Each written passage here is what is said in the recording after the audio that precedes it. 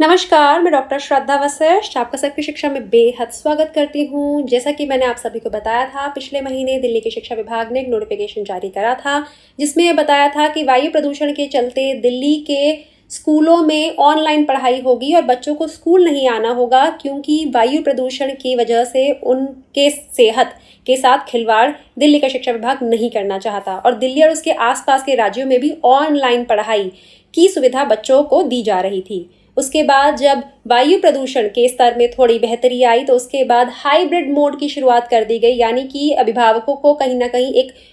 एक ऑप्शन दिया गया कि वह चूज करें कि वह अपने बच्चों को स्कूल भेजना चाहते हैं या फिर घर में ही ऑनलाइन पढ़ाई करवाना चाहते हैं। ऐसे में मैंने अपने बच्चे के लिए, मैं अपना निजी एक अनुभव आप सभी के साथ बांट रही हूँ कि मैंने अपने बच्चे के लिए उस समय में ऑनलाइन क्लासेस ऑप्ट करी थी। मैंने कहा था कि मेरा बच्चा घर से ही पढ़ेगा और काफ़ी बच्चे स्कूल आकर भी पढ़ रहे थे और टीचर ऑनलाइन और ऑफलाइन दोनों माध्यम से पढ़ा रही थी। लेकिन कल दिल्ली के शिक्षा विभाग ने एक नोटिफिकेशन जारी कर दिया है, जिसमें उन्होंने कहा है कि अब स्कूल पूरी तरीके से ऑफलाइन मोड यानी कि फिजिकल मोड में चलेगा, यानी कि ऑनलाइन क्लासेस हाइब्रिड मोड पूरी तरीके से खत्म किया जा रहा है, क्योंकि अब वायु प्रदूषण से जुड़े जो कि पाबंदियां थी उनमें कहीं ना कहीं छूट दी जा रही है, क्योंकि वायु प्रदूषण का स्तर पहले से बेहतर हो रहा है। तो अब से बच्चों की क्लासेस पूरी तरीके से फिजिकल मोड में होंगी और बच्चे स्कूल जाकर ही पढ़ाई करेंगे।